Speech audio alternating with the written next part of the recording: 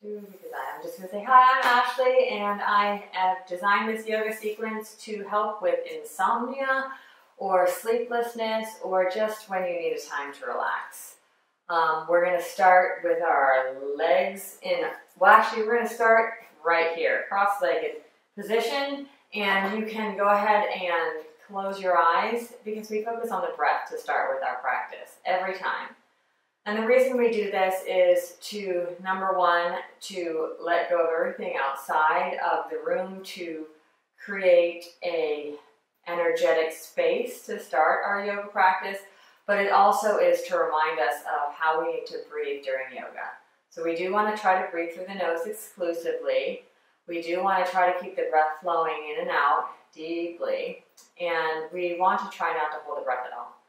So at the beginning of this practice, we're going to do 10 rounds of deep breath. And we're going to do it in breathing in for a count of 3, holding for just a moment, and then exhaling for a count of 3. So go ahead and take your first deep breath in through the nose. 1, 2, 3, and hold it. And exhale. 1, 2, 3. And again, inhale. 1, 2, 3. Hold the breath for just a second, and exhale. 1, 2, 3. Inhale, draw the breath all the way down into the belly, and exhale, let it pour out slowly. Inhale, pull the breath into the rib cage, expand the ribs wide.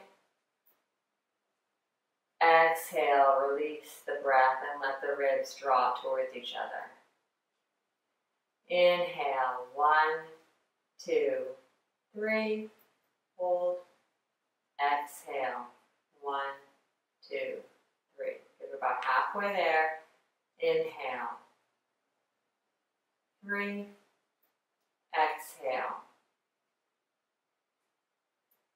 Inhale, 2, 3, exhale. Inhale, 2, 3, exhale. Just about there, one more time. Inhale,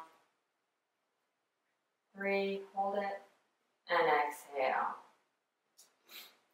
We're going to open our eyes, and we're going to come into a cross-legged position if you haven't already. If you've been sitting with a certain leg in front of you, let's just rock back and switch. So I have my left leg in front, and so now I'm going to put my right leg in front, and it might feel a little bit awkward, and that's totally normal. It's to be expected. We typically have one leg we like to cross in front of the other. So we're going to now bring our arms up overhead, palms together, and we're going to fold forward here. Hands down on the floor, tuck the chin, soften the belly, and allow the back to stretch.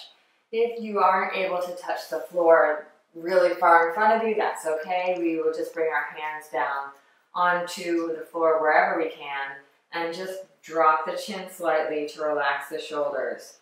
And we're going to stay here for 3 full breaths. Breathing in and out through the nose, just like we did in the beginning.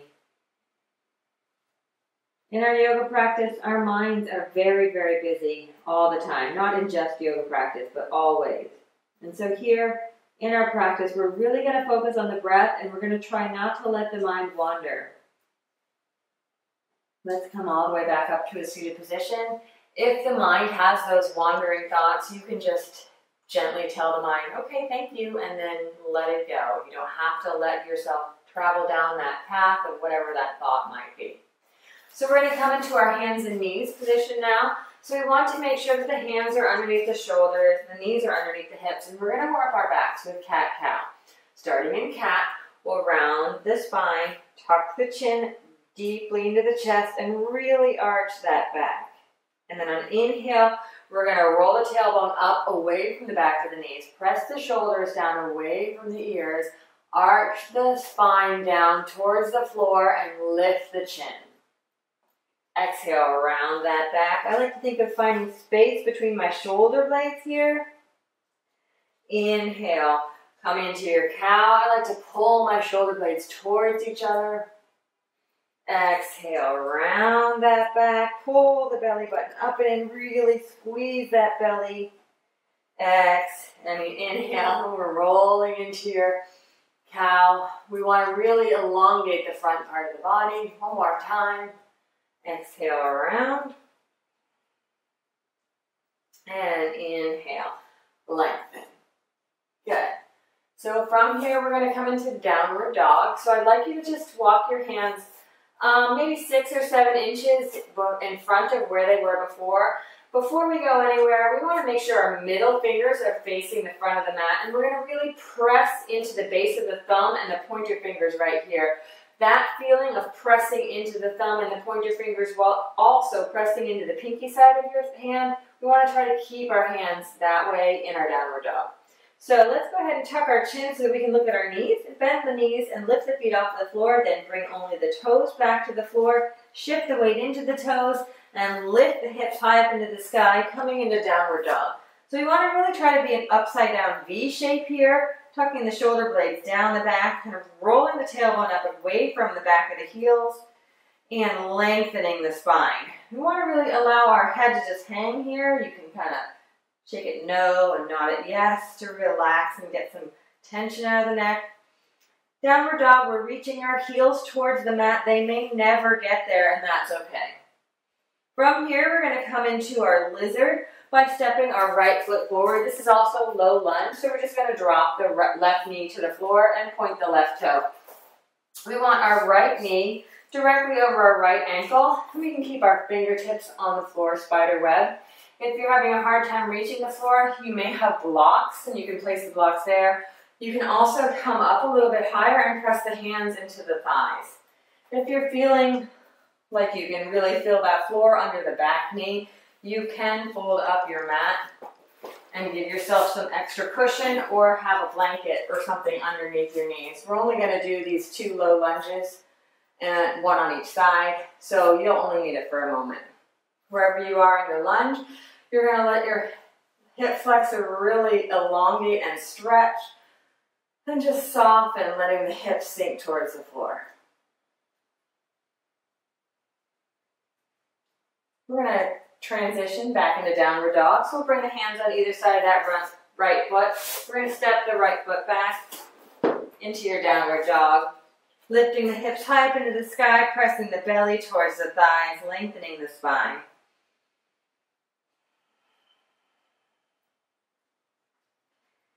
And we're going to come into lizard lunge, whatever you want to call it, on the left side. So we're going to step our left foot way up forward in between the hands. We're going to drop that right knee again, finding the cushion under the knee if you need it. You can be on your fingertips. You can come up a little bit higher. We're dipping that right hip flexor towards the floor. We're keeping the left knee safe by having it directly over the ankle. So if you see how this is a nice straight up perpendicular line to the floor, that's what we want for our shin. I was just pressing on my knee here. We really want to try to press on the thigh rather than the knee.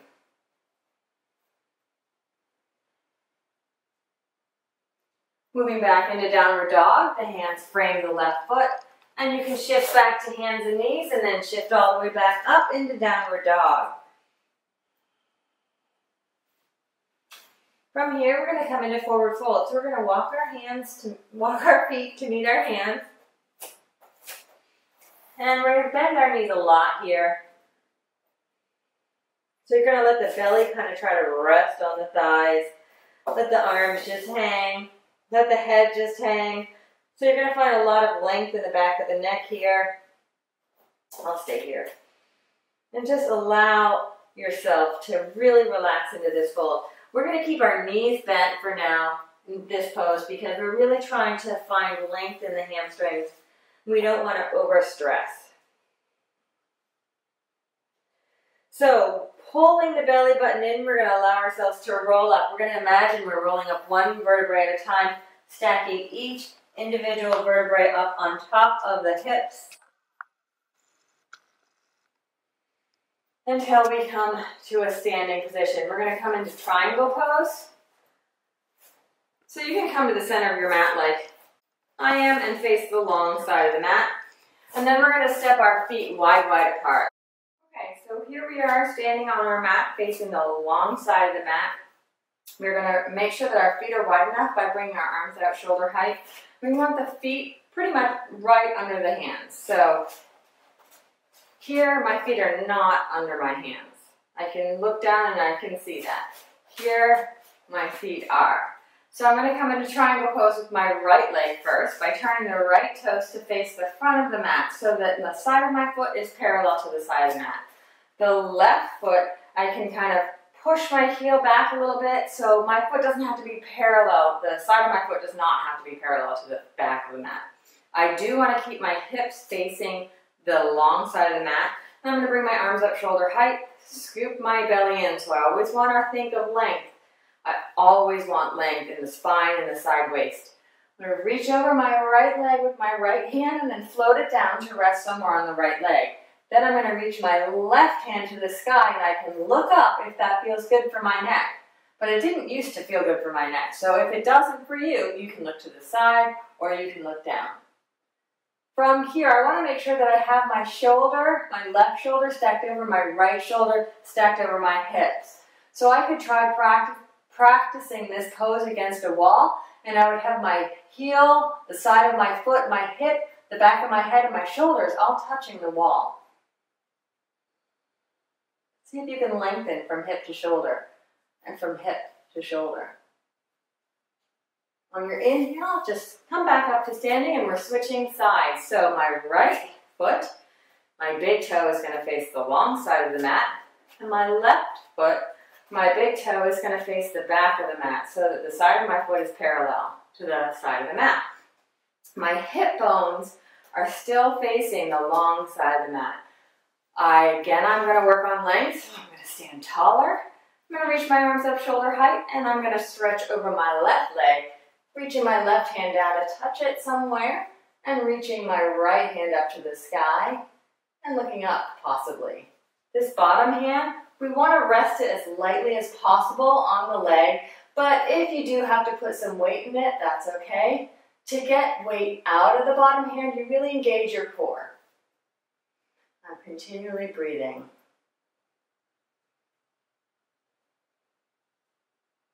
One more breath. And I'm going to come all the way back up to standing, and I'm just going to turn to face the front of my mat, and I'm going to find my way back to downward facing dog. So hands are about shoulder distance apart, feet are about hip distance apart. I'm shifting my hips or my butt way up high into the sky, and I'm letting my head hang between my arms. And I'm relaxing.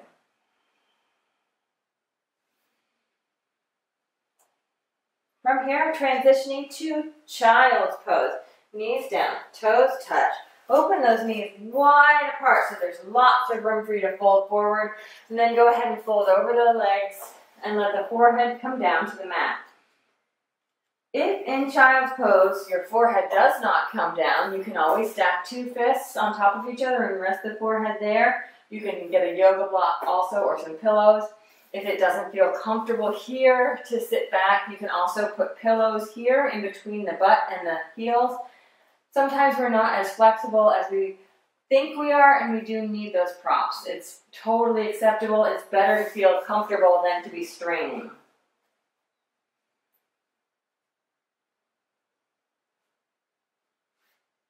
We're going to move on to our bellies now for a locust pose.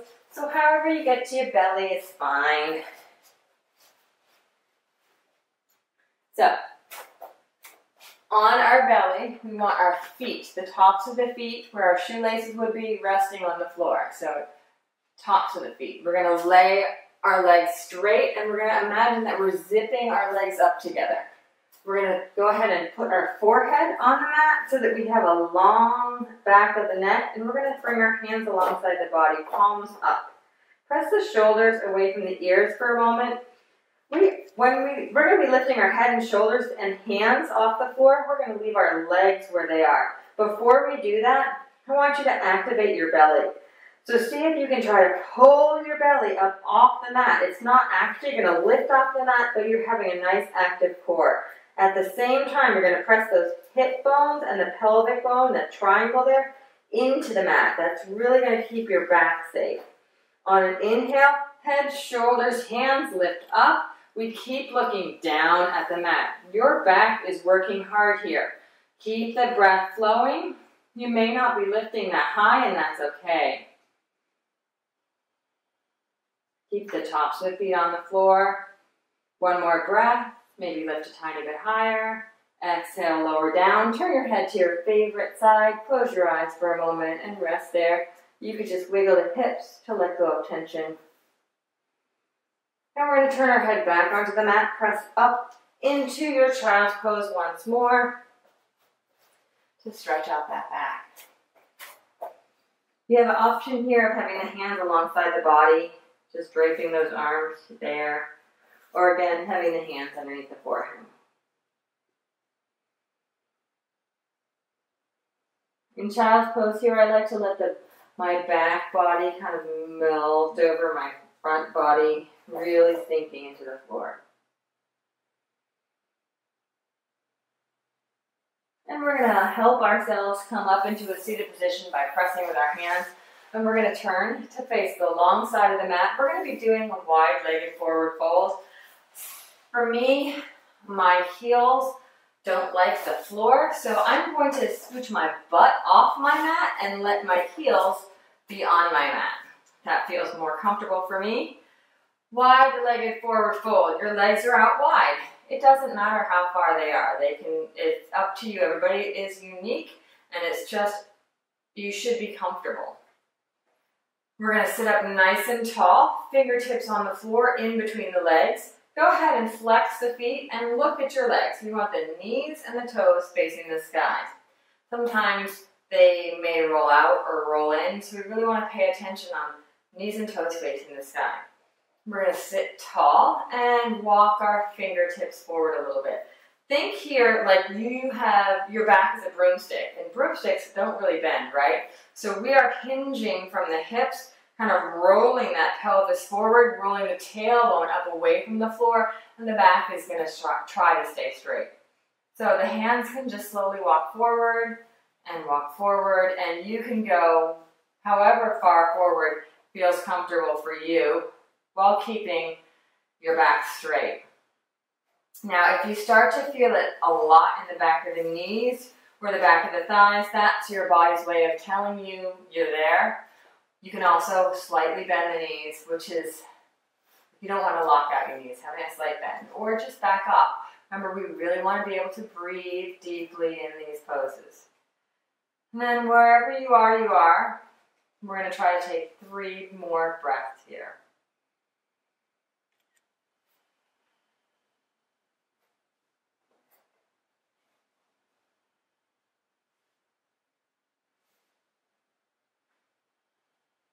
And your hands are going to help you come upright.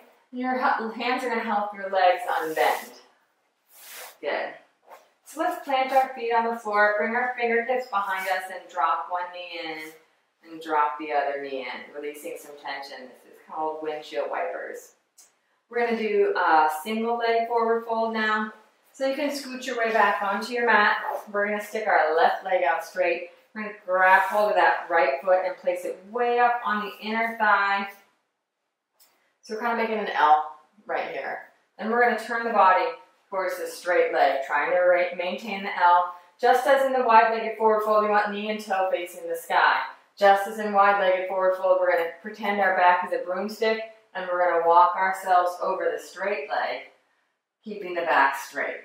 So how we do that, we keep our belly in tight. We really keep length in the spine. And we can bend that knee, so it can be bent. We try to keep a little tiny bend, but it can be a bigger bend. Once you've reached your edge, then you can kind of relax the upper body. If you want to hold, you can.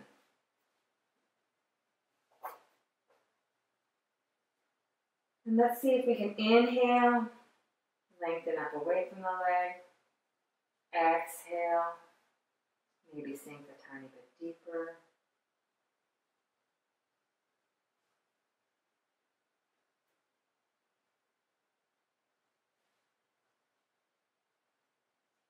And then our hands help us come back to that upright position.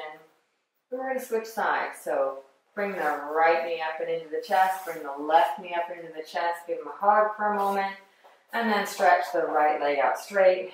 Bring the left bottom of your foot to the inner right thigh, making that L shape. But then rather than facing the center of the legs, we're going to turn the body to face that right big toe. Hands on either side of the leg would be straight. We have a nice straight spine. And then exhale, folding over the right leg. Remember, the knee can be bent. We always want a tiny bend in the knee anyway.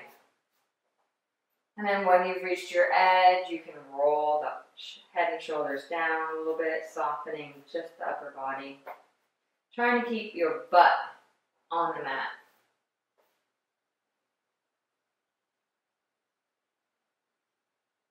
And you can do that. Inhale for lengthen the spine. Exhale for maybe sinking a tiny bit deeper.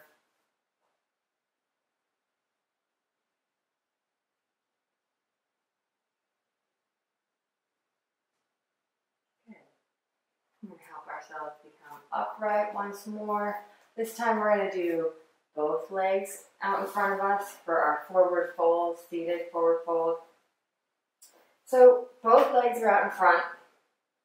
Both feet are facing the sky. Both knees are facing the sky.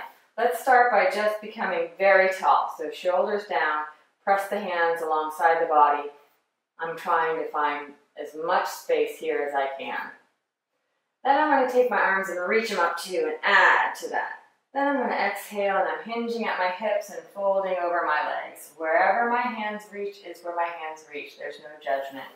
If I need to have bent knees, I need to have bent knees. No judgment. And then you're just going to fold over those legs. And enjoy your stretch.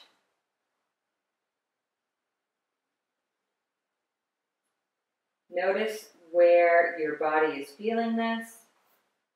Is it here? Is it here? Is it here? And bring the breath to that space. Draw it into the body. Draw it down through the belly and into where your tightness is. And let it swirl around those tight spots and draw some of that tightness out. And then you draw it up through the belly and out through the nose and release.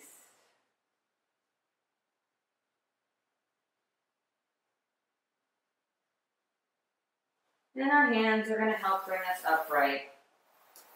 And we are coming into we're going to lay down on our backs. So go ahead and scoot your way onto your back. We're going to do reclined bound angle. So all that is butterfly pose, but laying down now. So we're going to let our knees come apart. We're going to touch the bottom of our feet together. In reclined bound angle, it's not about bringing your heels as close to the body at all. It is about laying here and being comfortable. Now, if you're feeling already like gravity is pressing heavily on your legs and this is not comfortable, I like to make spider fingers and kind of like prop my legs up so that I don't feel all of gravity pressing on my legs. If this is not helpful, you can also just bring pillows under the legs so that you can lay here comfortably. You can bring your hands to your belly, or your hands could be on your legs, or your hands could be alongside you. We're going to look up at the sky and we're going to let our bodies melt into the floor.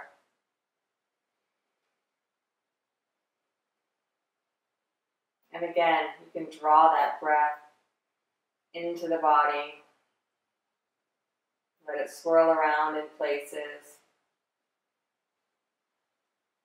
And then when you breathe it out, you're breathing out tension.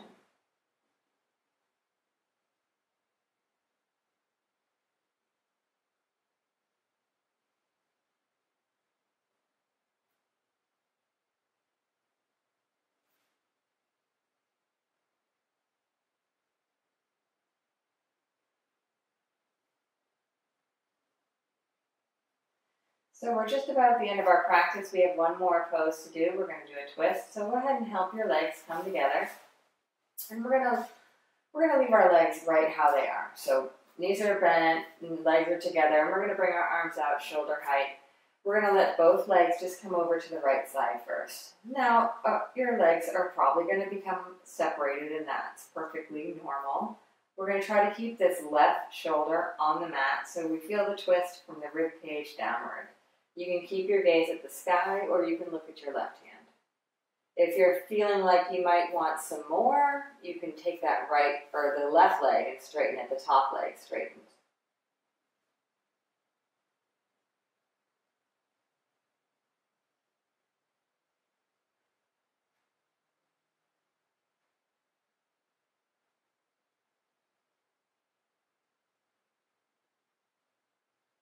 If you're looking at your left hand, we'll look at the ceiling and we'll bend. If the leg is straight, we'll bend it and we'll come back onto the backs. And we can move ourselves back to the center of our mat. We could take our legs out wide and practice that windshield wiper motion that we did earlier. And we're going to come into the twist on the other side. So go ahead and bring your knees and your feet together. Take your arms out T-shape. Let both legs drop to the left side of your mat gently. And then you could look towards your right hand. You could always straighten that top leg. Kick things.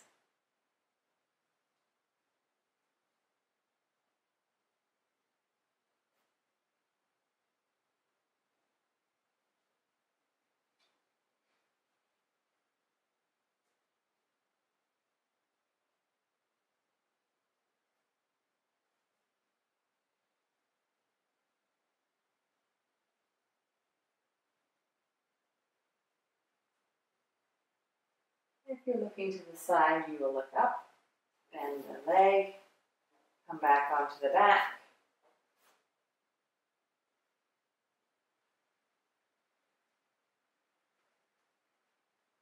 Come into Shavasana, so you can go ahead and let your feet come out wide, or you can keep your knees bent, whichever one's most comfortable for you. And go ahead and turn the palms to face the sky and close your eyes, and here you are. So it's no longer about yoga breathing, it's like natural breath take over. Try to stop it and restart it.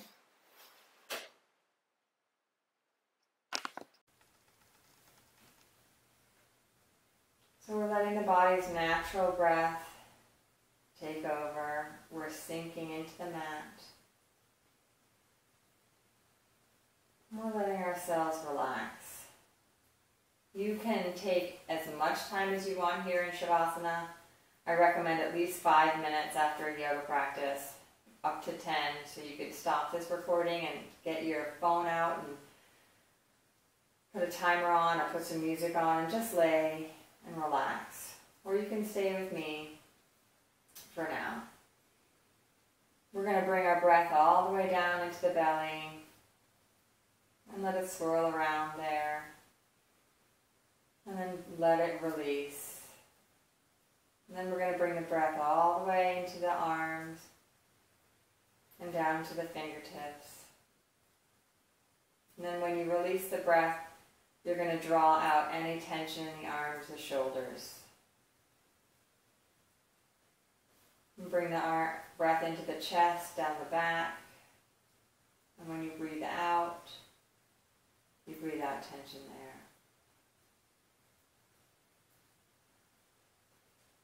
And the next breath can come all the way and go all the way down to the hips, the knees, the feet. And when you breathe out any negative feelings, thoughts, tension in those parts.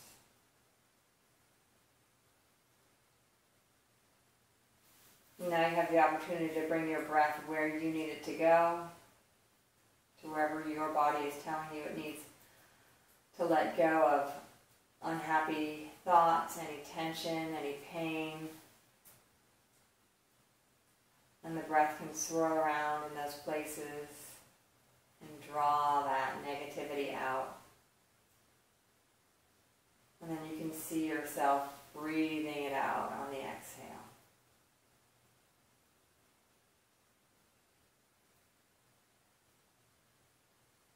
Doing that as many times as you need to.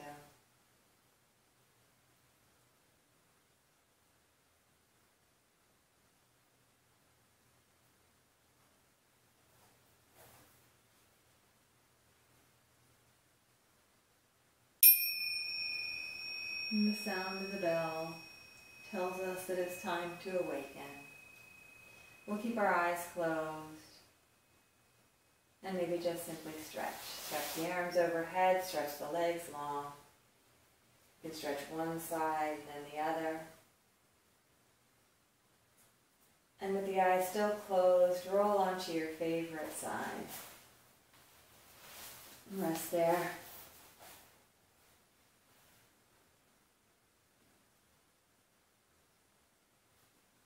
And slowly we'll make our way into a comfortable seated position, eyes remaining closed. Lay the hands on the lap, palms up, relax the shoulders down. And take a moment to feel completely relaxed.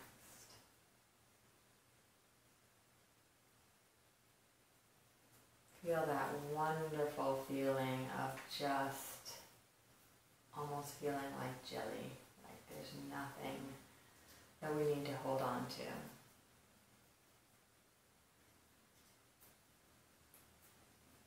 Bring yourself back into that place on the floor where the mind was quiet, even if it was just for a moment. Noticing what that felt like.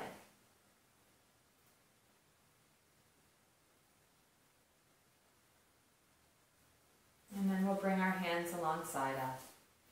And with a great big inhale, reach the arms out wide and then reach them all the way up overhead until they touch. Pressing the palms together, we'll lower the prayer hands in front of us all the way down to our hearts. The thumbs press to the heart center and the chin now tucks. And here the eyes can open. And we have arrived. Namaste.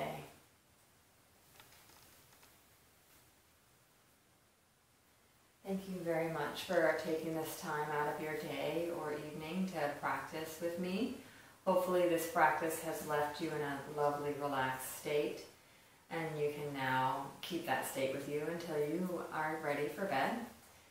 And come back another time and practice with me again. Thank you. Namaste.